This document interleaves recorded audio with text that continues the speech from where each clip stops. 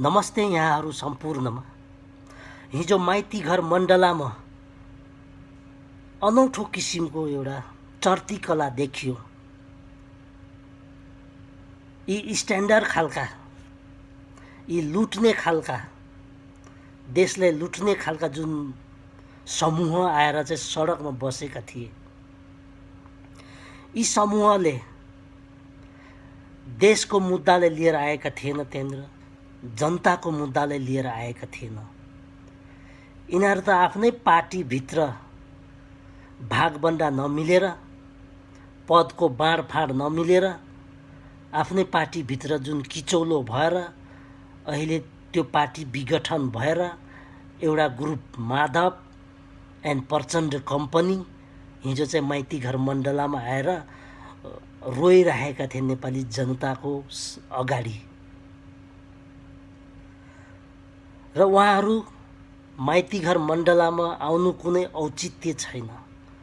किन आउनु पर्यो?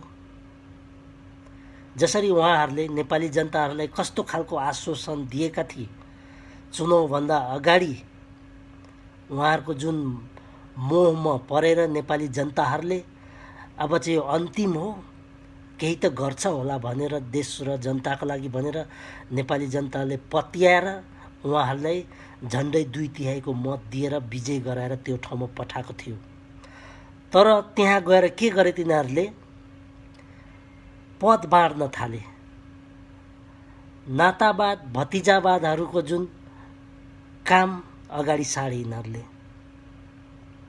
देशको लागि यिनीहरूले सोच्नै छोडे कि नेपाली जनताले हामीलाई यो ठाउँमा पुर्याएको छ, यसरी पुर्याएको छ, यति मत दिएर पठाएको छ हामीलाई, हामीले चाहिँ जनताप्रति उत्तरदायित्व हुनुपर्छ, देशप्रति उत्तरदायित्व हुनुपर्छ भन्ने कुरो बिर्से यिनीहरूले।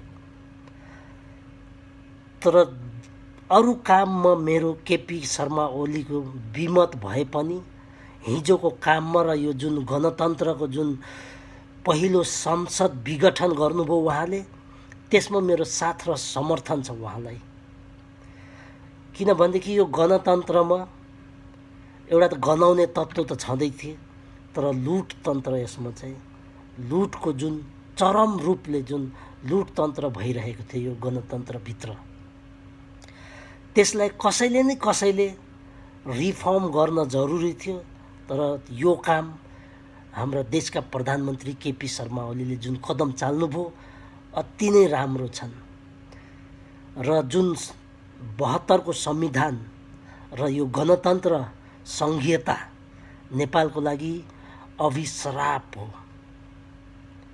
यो संविधानले नेपालको सार्वभौम सत्ता समेट्नु सकेको छैन, नेपालीलाई समेट्नु सकेको छैन। नेपालमा भएको धर्म, संस्कृति, परम्परालाई यो संविधानले समेट्न सकेको छैन। कुनै न कुनै दिन यो संविधान च्यात्नै पर्थ्यो। तर केपी शर्मा ओलीले यो देशको संविधानलाई आधा च्यातिसकेका छन्। अब आधा च्यात्न बाँकी छन्, त्यो नेपाली जनताले एक दिन च्यात्ने छन् र यो गणतन्त्रलाई समाप्तै पार्नुपर्छन्। अब नेपाली जनताहरूले के भन्दै आइरहेको छ भनेदेखि यो 100वटा राजालाई पाल्नु भन्दाखेरि त पहिलेकै राजा ठिक थिए, एउटै राजालाई हामीले पाल्नुपर्छ भनेर यो आवाज प्रत्येक नेपालीहरूदेखि आउन थालेका छन्। अनि हामी कतातिर जाने त? यो 100वटालाई पाल्नु भन्दा त त्यही एउटालाई नै पाल्नु बेस्ट छ। मैले एउटा उदाहरणको लागि 100वटा भने, तर कति छन् 800-900 जना छन् त्यस्ता। अब केन्द्रदेखि प्रदेशदेखि स्थानीय तहसम्म यो एकदम भारी भएको थियो देशको लागि। देशले धान्नै नसक्ने अवस्थामा पुगेका थिए। र जुन अहिले तपाईँको सङ्घीयता, यो पनि खारेज गर्नै पर्छ। अब गणतन्त्र पनि समाप्त गर्नै पर्छ र यो संविधान पनि समाप्त गर्नै पर्छ। र जुन पुरानै 47लाई हामीले अगाडि ल्याउनु पर्छ। यिनीहरू कम्युनिस्ट भन्छन्, हामी सर्वहारा पार्टी हो भनेर भन्छन्, तर व्यवहारमा हामीले देखेनौँ। ठिकै छ, कम्युनिस्ट हो, गरिबको हो, गरिब जनतालाई हेर्छन् भनेर जसरी यिनीहरूले अपवाद फैलाएर भोट लुटे। तर आज त थाहा पायो नि हामीले नेपाली जनताहरूले। अझै रुन्छन् अब यो प्रचण्डे माधवहरू। जब यो गणतन्त्र प्रणाली समाप्त हुन्छन् त्यसपछि देशले अहिले चाहिएको र नेपाली जनतालाई अहिले चाहिएको पुरानै संवैधानिक राज संस्था भनेर नेपाली जनताहरूले वकालत गर्दै आउनु भएका छन् र त्यसैमा हामीले सहकार्य गर्नुपर्छ। म अनुरोध गर्छु यहाँहरूलाई, अब यो पार्टीको झन्डा बोकेर पार्टीको पछि लागेर यदि अझै पनि हामीले त्यस्तै पार्टीको पछि लाग्यो भनेदेखि देशलाई 100 वर्षसम्म पछाडि हामीले लिएर जान्छौँ, त्यो कुरो ग्यारेन्टी हो। र हिजो जुन आन्दोलनमा को थिए त त्यहाँनिर नेपाली जनताहरू? हिजो माइतीघर मण्डलामा हामीले देख्यौँ नि, आन्दोलनमा कति नेपाली जनता त्यहाँनिर उपस्थित भएको थियो र कति नेपाली जनताहरूले चाहिँ त्यो आन्दोलनलाई चाहिँ साथ र समर्थन दिएको थियो भन्ने कुरो त हामीले हिजो नै देख्यौँ नि। त्यहाँ नेपाली जनता एकदम कम मात्रामा उपस्थित थिए। उनकै कार्यकर्ताहरू थिए जुन अखिल नेपाल विद्यार्थी सङ्घका र उनकै पार्टीका सांसदहरू र बाक्लो अवस्थामा चाहिँ त्यहाँनिर चाहिँ के थियो भनेदेखि सुरक्षाकर्मीहरूको चाहिँ त्यहाँनिर चाहिँ बढी मात्रामा देखियो। तर नेपाली जनताहरू त्यहाँ गए, सेल्फी लिए। यी सेल्फी मूर्तिहरूसँग सेल्फी लिएर नेपाली जनताहरू आफ्नो बाटो लागे। किनभनेदेखि नेपाली जनतामा त्यो चेतना आइसके कि यिनीहरू सिर्फ नाटक गर्नु चाहिँ यहाँ आइरहेका छन्। यिनीहरूको स्वार्थ पुरा गर्नको निम्ति उनीहरू सडकमा आएका छन् भन्ने कुरो सबैले थाहा भइसकेको छ। त्यसैले नेपाली जनताहरूले यो बुझेर उनीहरूको आन्दोलनमा नेपाली जनताको उपस्थिति एकदम कम मात्रामा थिए।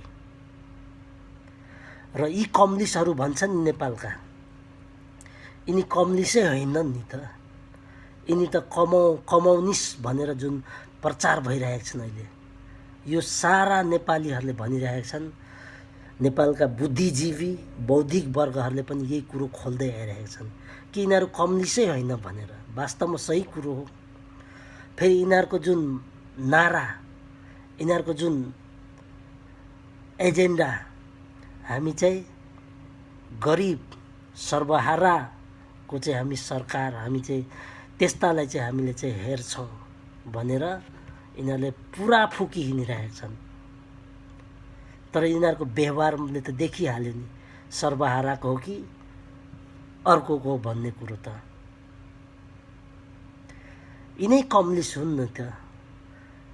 कम्युनिस्ट पार्टीको संस्थापक पुष्पलाललाई यिनीहरूले जीवनभर गाली गर्दै आइरहेका थिए। तर आज त्यही पुष्पलाललाई यिनीहरूले भगवान भन्दा पनि ठुलो मान्छन् भोट सोर्नको निम्ति।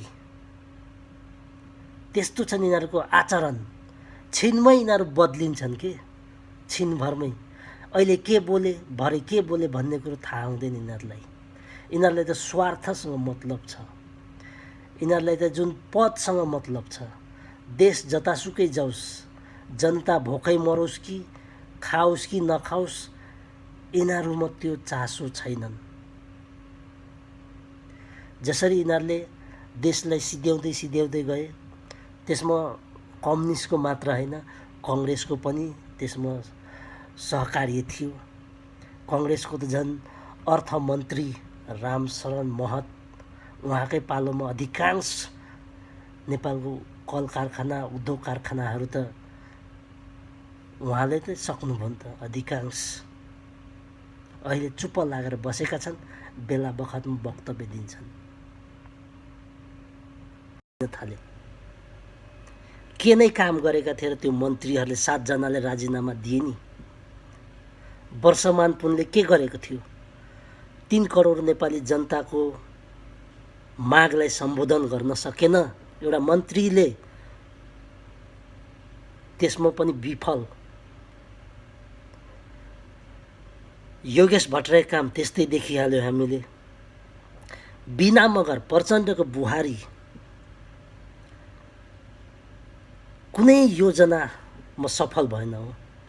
मेलम्चीमा जुन नेपाल राष्ट्रको गौरव भनेर जुन चिनिएको मेलम्चीको योजना, त्यसमा पनि उहाँ फेल हुनुभयो।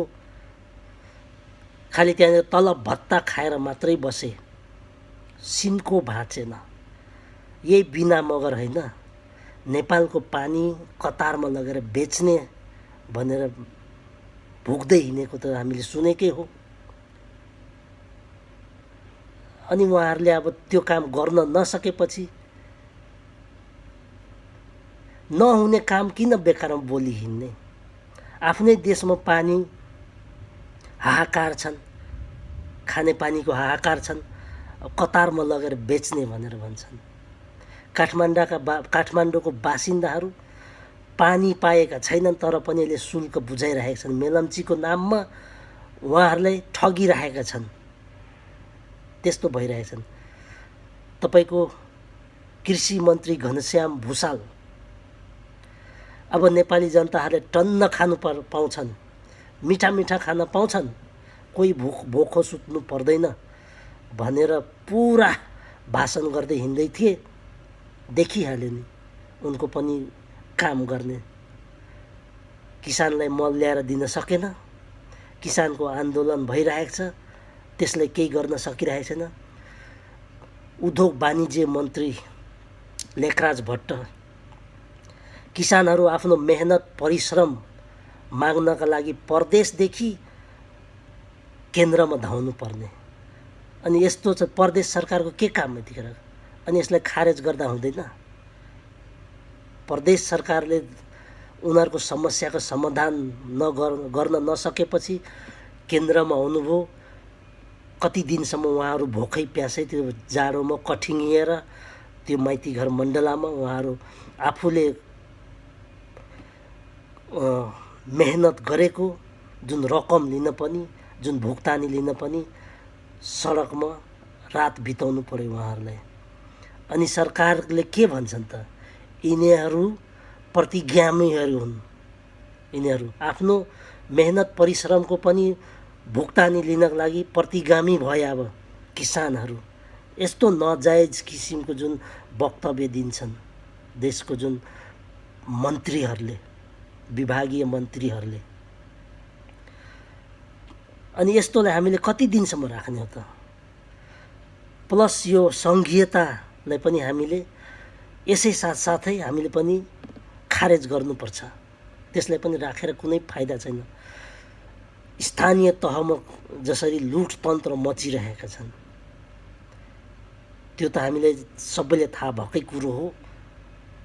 अहिले केन्द्रभन्दा पनि स्थानीय तहमा चाहिँ चरम जुन लुटतन्त्र मच्दैछ भनेर जुन हामी दिनका दिन सुनिरहेका छौँ।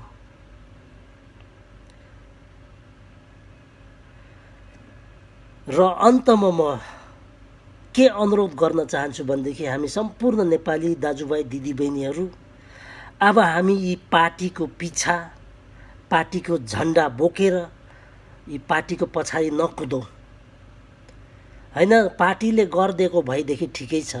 आम सर्वसाधारण जनताको लागि यी दलहरूले जसरी सुविधा सम्पन्न जुन किसिमको गरिदिएको भएदेखि हामीलाई के थियो र? हामी त पार्टीकै पनि पछाडि लाग्थ्यौँ। तर के गर्यो त? केही गरिदिएन। अब पनि हामी त्यसै पछि लागेर हुँदैन। अब एउटा हामीले नयाँ परिवर्तन चाहिएको छ। नयाँ परिवर्तन। म त के भन्न चाहन्छु भनेदेखि अबको भनेको 2047कै संविधान बिउत्याउनुपर्छ हामीले र संवैधानिक राजतन्त्रको स्थापना गर्नुपर्छ नेपालमा। राजाहरूको त योगदान छ, राजाहरूको पारिवारिक योगदान छन्, उहाँहरूको इतिहास छन्। यी सडक छापहरूको के इतिहास छन् त? प्रचण्डको, माधवको, के छ यिनीहरूको? कतिजना उनीहरूको पुर्खाहरूले चाहिँ देशको नाममा जीवन अर्पण गरिएका छन् त? छ त? छैनन् नि? राजाहरूको त छन् नि। जसरी पृथ्वीनारायण शाहले एकीकरण गर्नुभयो, महेन्द्रले विकासका पूर्वाधारहरू खडा गरिदिनु भयो, त्यसमा वीरेन्द्रले गएर त्यसलाई केही मात्रामा व्यवस्थित गर्नुभयो, गरेको छ नि त। आखिर पहिले जति पनि नेपालमा भएको संरचना त सबै राजाहरूकै पालोको हो नि त। यी दलहरूले त झन् त्यसलाई लुटेर खाए, त्यो त देखिरहेको छौँ हामीले। अनि त्यस्तो कुरोहरू हामीले बिर्सन हुँदैन। र त्यसैले अब हामी फेरि पछाडि नै गएर फेरि अघि बढ्नुपर्छ। यिनीहरू कम्युनिस्ट छैन, कम्युनिस्टको नाममा यिनीहरू लुटुवाहरू हुन्। जसरी भए पनि देश लुटेर सकाउनु पर्ने छन्। उनकै परिवारहरूले चाहिँ कमाउनु पर्ने हुन्छन्। गरिब जनता जसुकै जाओस्, एक छाक खान पाओस् कि नपाओस्, उनीहरूलाई केही त्यसमा सरोकार छैन। त्यसैले यसरी हामीलाई चाहिँ यिनीहरूले बेवारिसे बनाएर छोडेका थिए। अब यिनीहरूलाई पनि हामीले यसरी नै बेवारिसे बनाउनुपर्छ र यिनीहरूको समाप्त गर्नुपर्छ। र अन्तमा म यति नै भन्दै म बिदा लिन चाहन्छु। हस्त, नमस्ते, जय नेपाल।